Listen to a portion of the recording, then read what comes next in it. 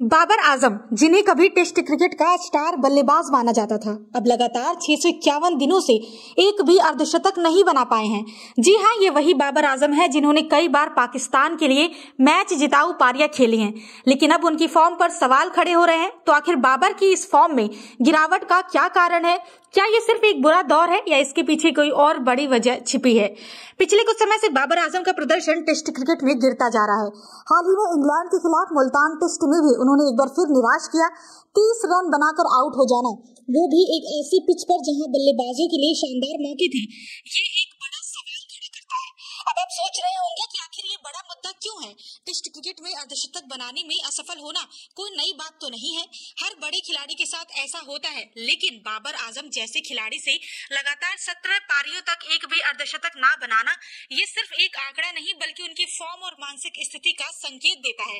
Multan test की pitch बल्लेबाजों के लिए स्वर्ग मानी जाती रही थी। शान मसूद ने 151 रन बनाए, अब्दुल्ला शफीक ने भी शतक ठोका, लेकिन बाबर आजम, जो कि पाकिस्तान की उम्मीदों का प्रमुख केंद्र थे, केवल 30 रन बनाकर आउट हो गए। आपको याद दिला दें कि बाबर आजम आखिरी बार दिसंबर 2022 में न्यूजीलैंड के खिलाफ अर्धशतक बनाए थे। उसके बाद से 651 दिन हो चुके हैं और इस दौरान उनकी कई पारियां 20, 30, 40 रनों पर ही सिमट गई हैं। अब जब ऐसे आंकड़े सामने आते हैं तो सोशल मीडिया के ट्रोल्स कहां पीछे रहने वाले हैं। ट्विटर पर बाबर आजम को लेकर मीम्स की बाढ़ आ गई है। रियल टुक टुक एट मुल्तान जैसे कमेंट्स के जरिए लोग उनकी धीमी बल्लेबाजी पर सवाल उठा रहे हैं।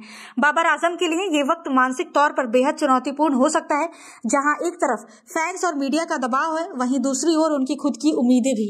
जब आप लंबे समय तक रन नहीं बना पाते हैं तो आत्मविश्वास गिरने लगता है, और शायद बाबर के साथ भी यही हो रहा है। अब बात आती है कि बाबर आजम को इस स्थिति से बाहर निकलने के लिए क्या करना चाहिए।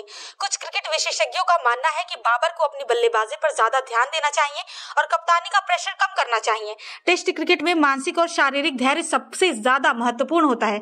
हो सकता है कि बाबर आजम को अपनी बल्लेबाजी में कुछ तकनीकी बदलाव करने की जरूरत हो।